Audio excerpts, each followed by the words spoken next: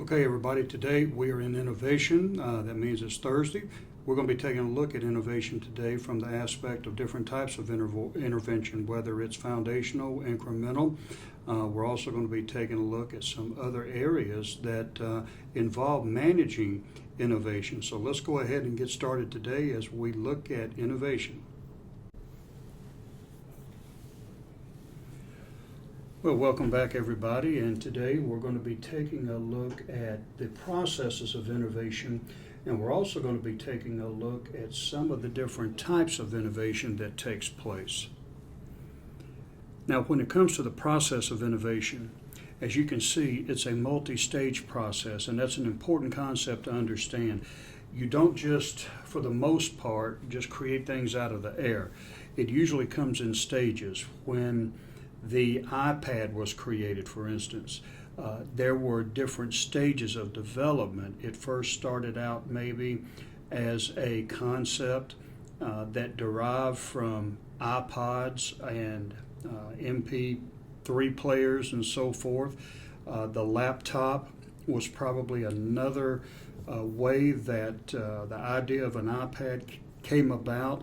And then during the production of the iPad, there were different stages, and this is where the organization transformed those ideas, as you see here, into new and improved products and services and so forth. So it's not just typically a epiphany and all of a sudden you create something out of the blue.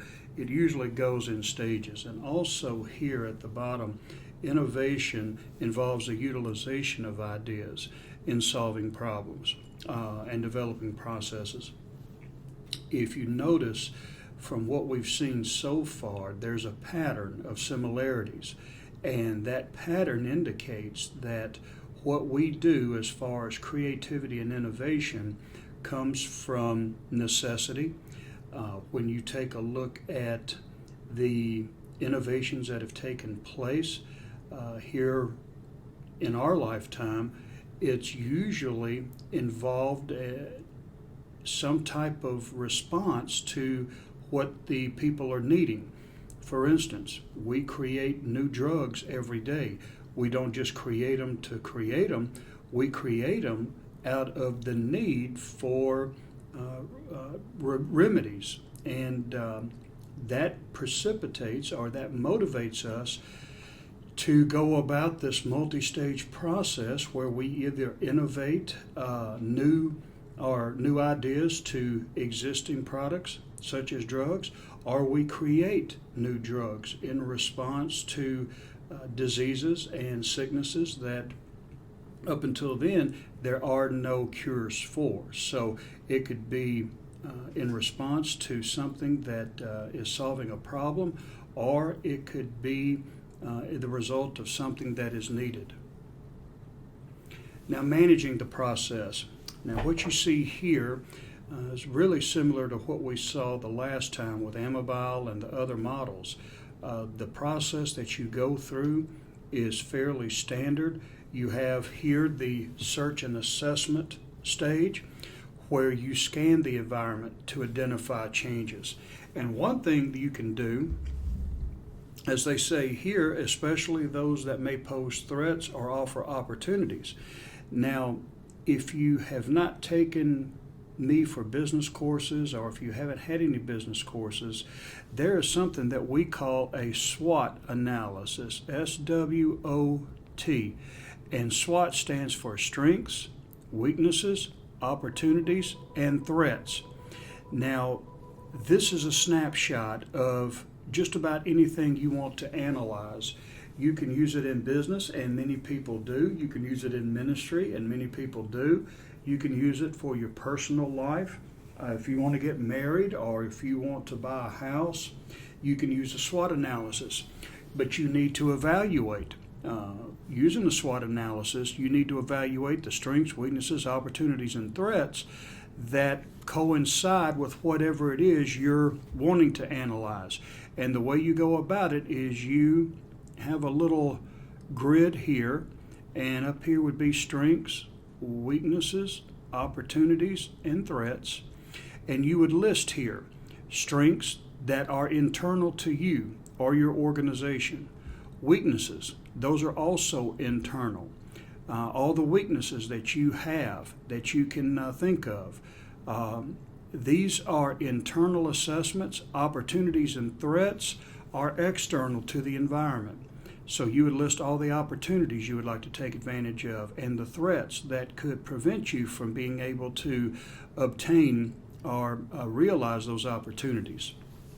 And then what you do is you match up strengths against threats, or how you could use your strengths to take advantage of an opportunity, how you would be jeopardized with a threat when it comes to weaknesses. How could a threat exploit a weakness? Or how could a weakness prevent you from taking advantage of an opportunity? And you just go and match up what they're doing here, and you assess. Now, this is taking a look at threats and opportunities in the innovation and creativity side of analysis. So let's say, for instance, you want to improve upon a product.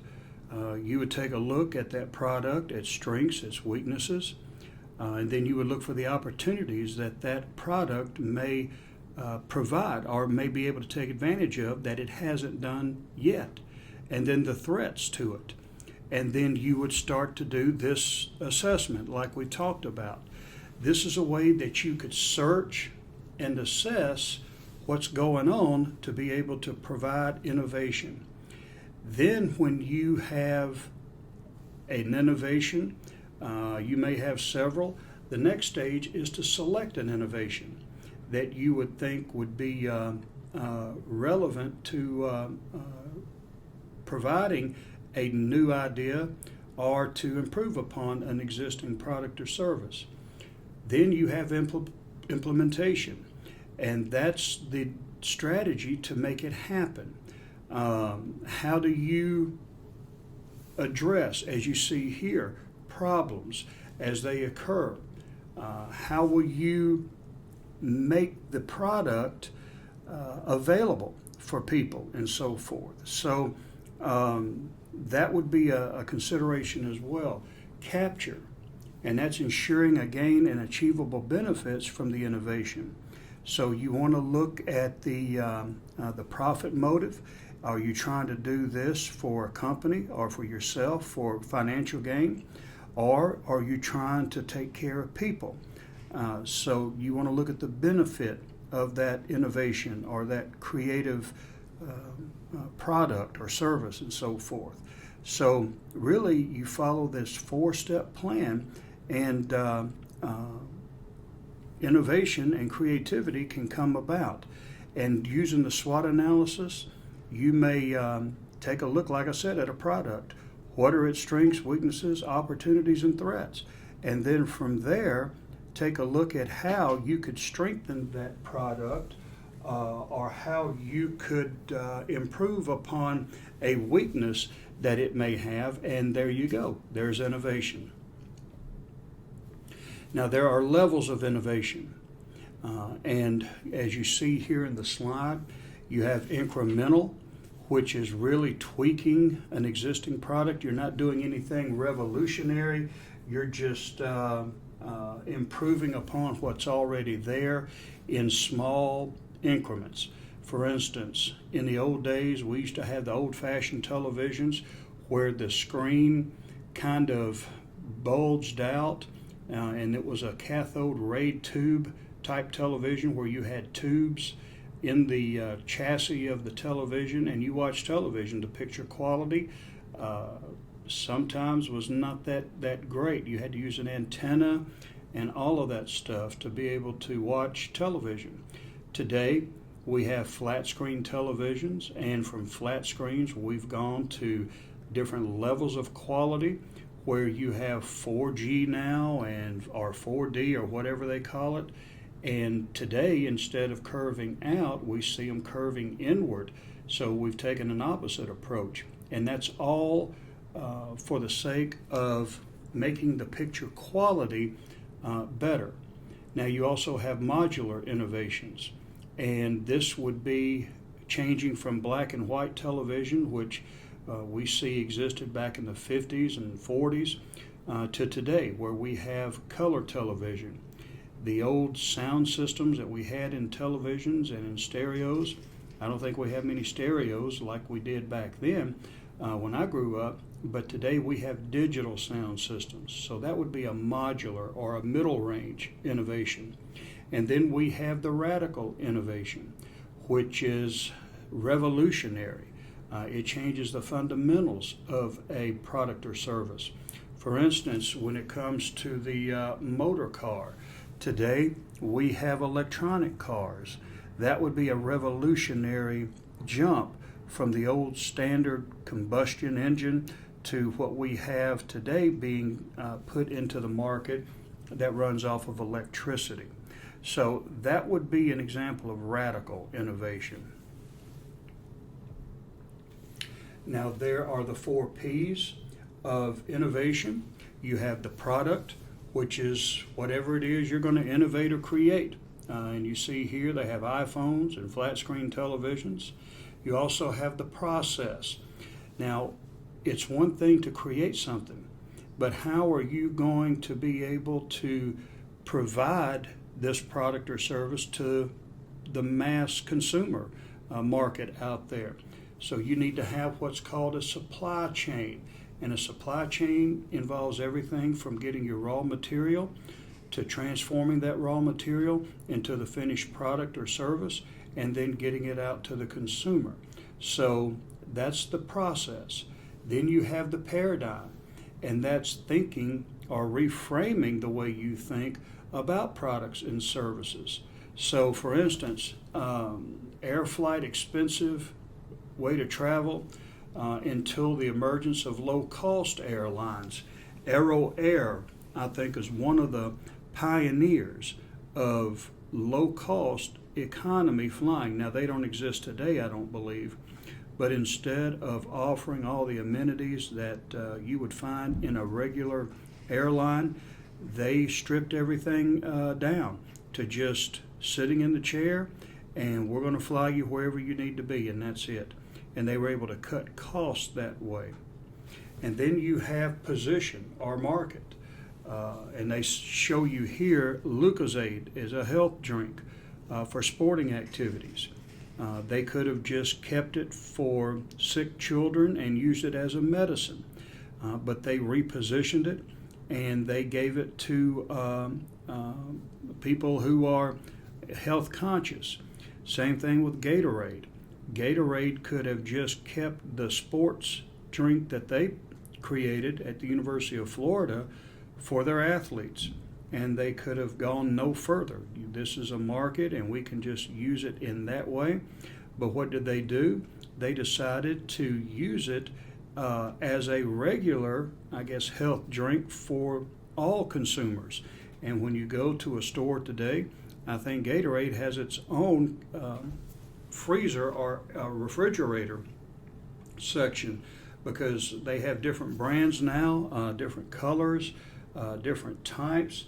So you see really Gatorade rethinking how they should use this product, and after that they repositioned it in the market to be attractive to the mass market consumer. You have management innovation, which is usually taking a look at processes and the way that things are done. TQM, Total Quality Management, is an innovative way of managing organizations. We've gone from the old autocratic method to where today managers are more participative. They're more like coaches. So just the attitude that management has today compared to the old days of just do what I tell you to do. I don't want anybody to offer anything more or less than what I'm instructing you to do. Those days have changed, and that's innovative. Service innovation. And you see here, Hotmail offered the first free web-based email service. And we see today how service industries are changing the face of business. For instance, Amazon, as you know, innovated the way we bought products and so forth. You go online and they were a clearinghouse. Now they offer everything. I don't think there's hardly anything you can't buy on Amazon. Open innovation, and that's the shift from closed models, which maintain an internal control, into open approaches that leverage wider knowledge networks, and that may be strategic alliances, customers, competitors, and the wider public. For instance, you may go down today and you see a Exxon gas station, and in that gas station you see Burger King. That's what we call economies of scope. Someone thought, hey, you know, if a person's going to pull in and get gas, they could probably smell these hamburgers and get hungry. Or if someone is hungry, they can pull in and say, well, while I'm getting something to eat, why don't I just fill up? You know, that was innovative. In the past, we didn't have that. We had standalone closed models where restaurants kept in their little realm of expertise and gas stations stayed in theirs. But today, because of open-mindedness and open models, today we're seeing alliances and we're seeing people coming together to tap in to a wider public so that they can sell more. And when you think about Burger King and Exxon sharing in the cost of having the cost of that building, you see how they've cut their expenses in half, but yet they've been able to capture a larger market. And folks, that's genius. That's innovation, and that's what we call an open model of innovation. Well, today we took a look at the 4 P's of innovation. We looked at the process of innovation. We took a look at some of the other elements that involve this. Again, we're trying to hone in the idea that you don't have to be some type of special thinker. All you need to do is just to embellish your creativity, look at things, be aware of your surroundings, and from there you can go and you can produce things that have never been produced before. Well, have a good weekend, and we'll see you next week.